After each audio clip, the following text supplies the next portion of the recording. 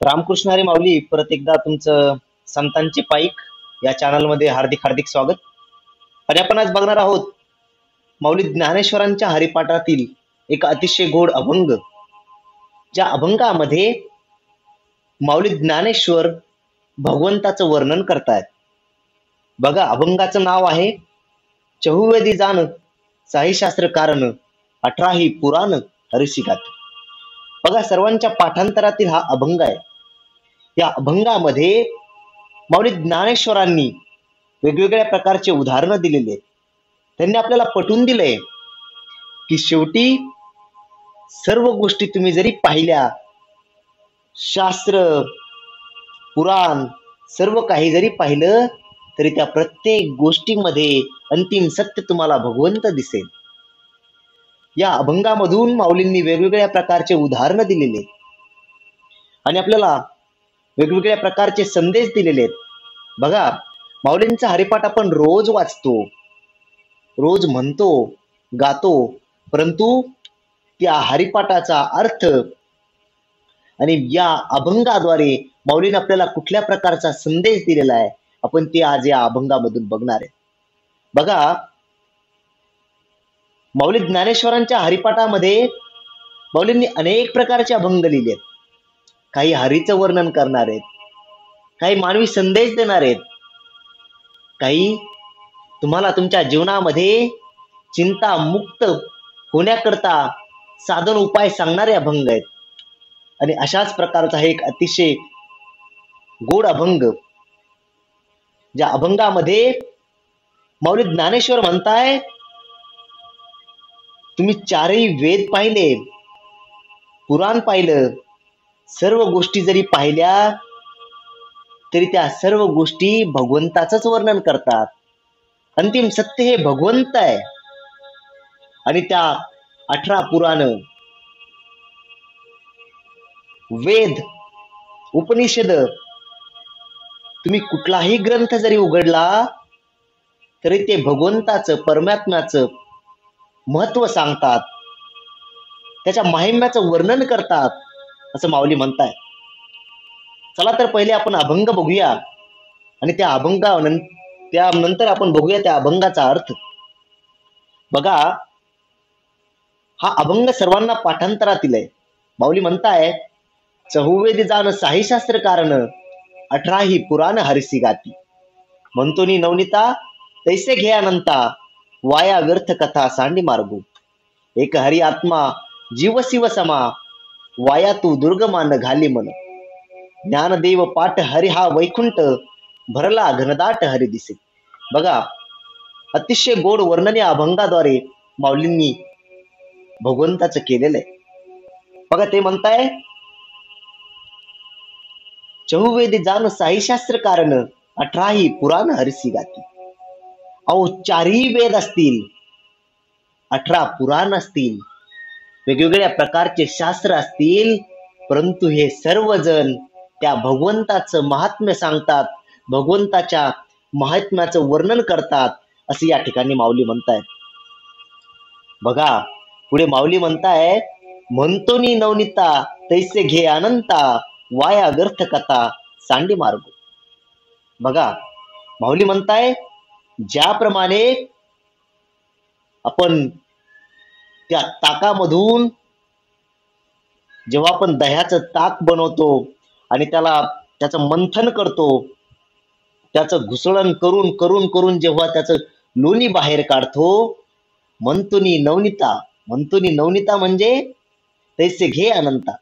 ज्याप्रमाणे आपण ते नवनीत लोणी बाहेर काढतो ना, त्याप्रमाणे सर्व गोष्टींमधून भगवंताला शोधा, सर्व गोष्टींमधून त्या परमात्म्याला घ्या, परमात्म्याचं स्वरूप प्रत्येक गोष्टीमध्ये बघा आणि बाकीच्या निरर्थक गोष्टी सोडून द्या.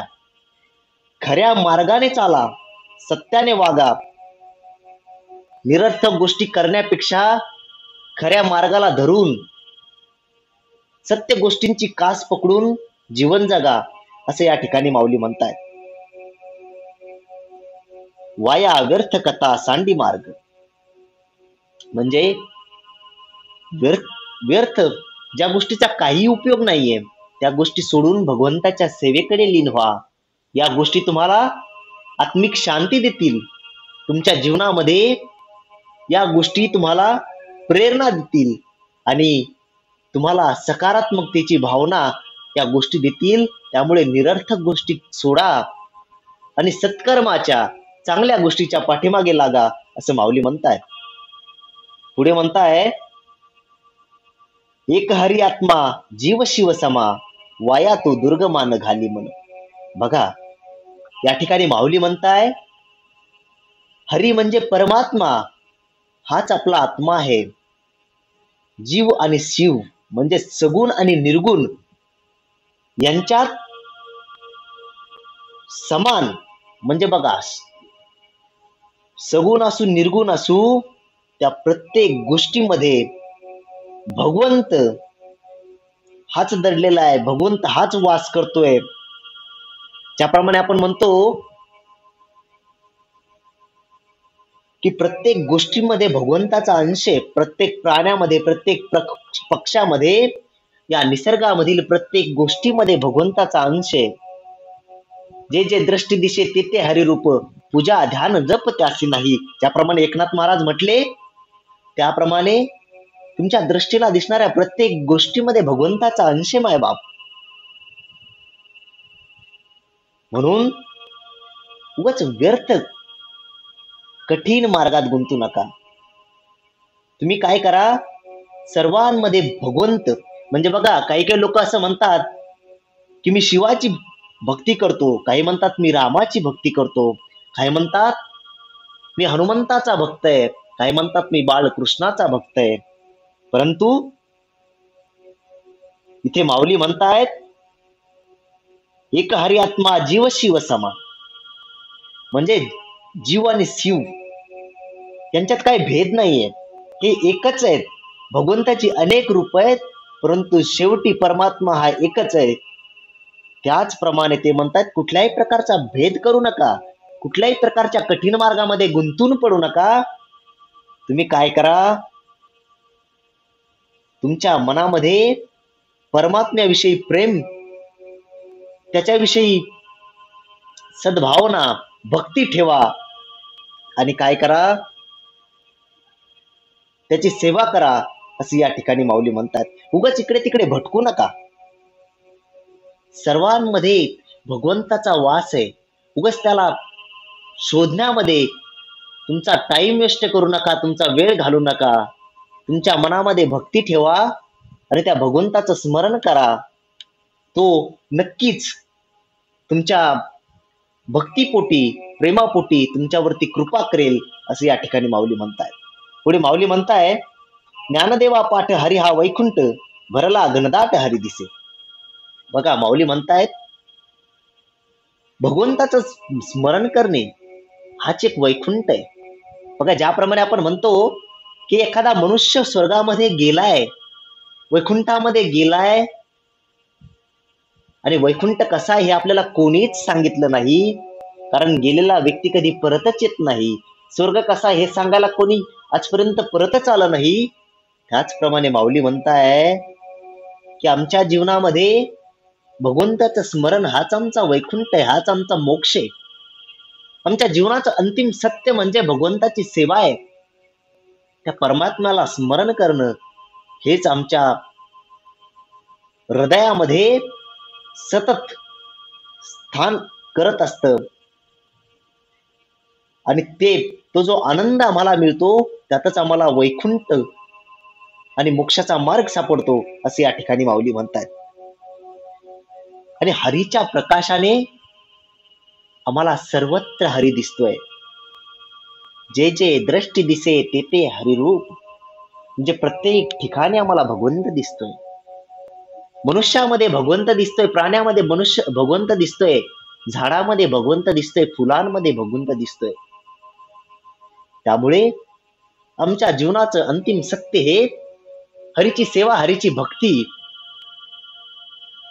हेच आहे असे या ठिकाणी माऊली म्हणतायत. बघा माऊली आपल्याला इथे भगवंताच्या सेवेकडे वळण्याचा उद्देश देत आहे, संदेश देत आहे. ते म्हणताय, तुम्हाला जर जीवनामध्ये आनंद घ्यायचा असेल,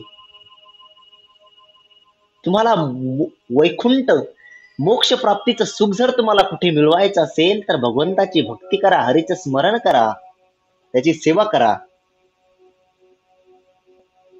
परमात्म्याच्या एकात्मतेवर भर द्या.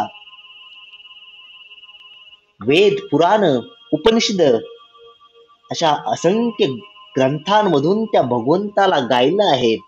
भगवंताला वेगवेगळ्या संतांनी लिहून ठेवलं आहे, त्याचं वर्णन केलेलं आहे.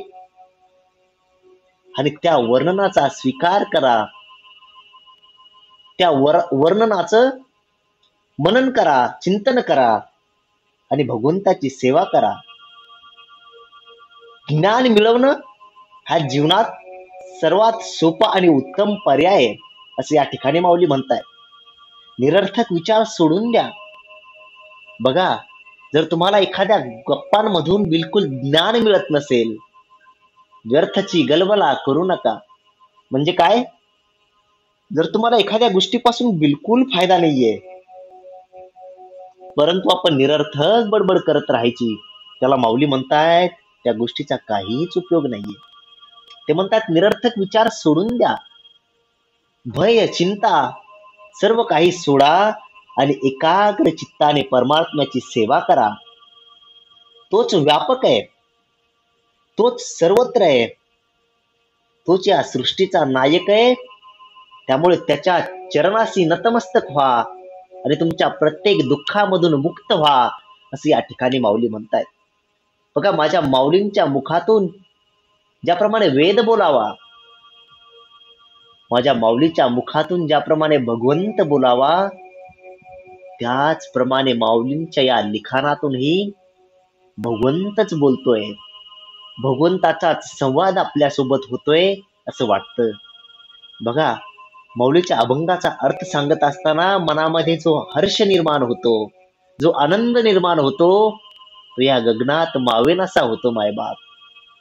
बघा, हरिपाठ म्हणताना तुमच्या चेहऱ्यावरती एक वेगळी ऊर्जा येते, एक वेगळा आनंद होतो. ज्याप्रमाणे मी तुम्हाला अर्थ सांगतोय, त्याचप्रमाणे माझ्या हृदयातही तेवढाच आनंद आहे. बघा, काय असतं, एखाद्या गोष्टीमधून आपल्याला किती आनंद मिळतो हे खूप गरजेचं आहे. आणि तो आनंद आपल्याला मिळतो माझ्या माऊलींच्या हरिपाठातून, माझ्या माऊलींच्या ज्ञानेश्वरीतून, माझ्या तुकोबारायाच्या गाथ्यातून, माझ्या तुकोबारायाच्या अभंगातून. बघा, त्यामुळे आयुष्यात जीवनामध्ये आनंद घ्यायचा प्रयत्न करा. सेवितो हा रस वाटितो अनेका. तुम्हीही रस सेवन करा, इतरांनाही वाटा आणि त्यांनाही आनंदी करा. हेच तर आपल्याला संतांनी शिकवलंय. संत म्हणताय, जीवनातून गर्व अहंकार सोडा आणि तुम्ही सरळ मार्गाने चालायला शिका. जेव्हा तुमच्या आयुष्यातून गर्व आणि अहंकार निघून जाईल ना मायबाप, तेव्हा तुमचं जीवन ऑटोमॅटिकली आपोआप आनंदी होईल, असे या ठिकाणी संत म्हणतायत. बघा, अतिशय गोड अभंग माऊलींनी लिहिलाय. माऊली या अभंगाद्वारे आपल्याला म्हणताय, व्यर्थच्या गोष्टी सोडून द्या आणि परमात्म्याचं भजन करा, कारण अंतिम सत्य म्हणजे भगवंताची सेवा, हरीचं स्मरण हेच तुम्हाला आनंद देणार आहे. बाकी या संसारिक गोष्टीमध्ये बिलकुल रस नाहीये. या संसारिक गोष्टीमध्ये मनुष्याला बिलकुल समाधान नाहीये. त्यामुळे समाधान तुम्हाला शोधायचं असेल, समाधान तुम्हाला मानायचं असेल, तर परमात्म्याची सेवा करा. कारण जेव्हा मनुष्य परमात्म्याच्या सेवेला लागतो, तेव्हा त्याच्या आयुष्यामध्ये समाधान येतं. आणि ज्या व्यक्तीकडे समाधान असतं, तोच व्यक्ती खऱ्या सुखाचा भोग घेऊ शकतो, तोच व्यक्ती खऱ्या सुखाचा स्वाद घेऊ शकतो, असं माऊली म्हणतात. बघा, माझ्या बुद्धीप्रमाणे या अभंगाचा अर्थ जसा मला येईल, ज्याप्रमाणे मला माऊली बुद्धी देतील, त्याप्रमाणे मी मांडण्याचा प्रयत्न केलाय. बघा मायबापा हो, बोलताना एखादा शब्द चुकला असेल तर मला क्षमा करा. तुमचं लेकरू म्हणून मला पदरात घ्या. आणि जर एखादी गोष्ट आवडली नसेल तर ती तिथेच सोडून द्या. त्याबद्दल मी तुमच्या सर्व श्रोत्यांच्या चरणी नतमस्तक होतो आणि माफी मागतो तुमची. पण जर आवडला तर लाईक करा, शेअर करा, सबस्क्राईब करा. जाताना माझ्या माऊलींच्या चरणी साष्टांग दंडवत करतो, माझ्या तुकोबरायांच्या चरणी साष्टांग दंडवत करतो आणि थांबतो. रामकृष्ण हरी माऊली.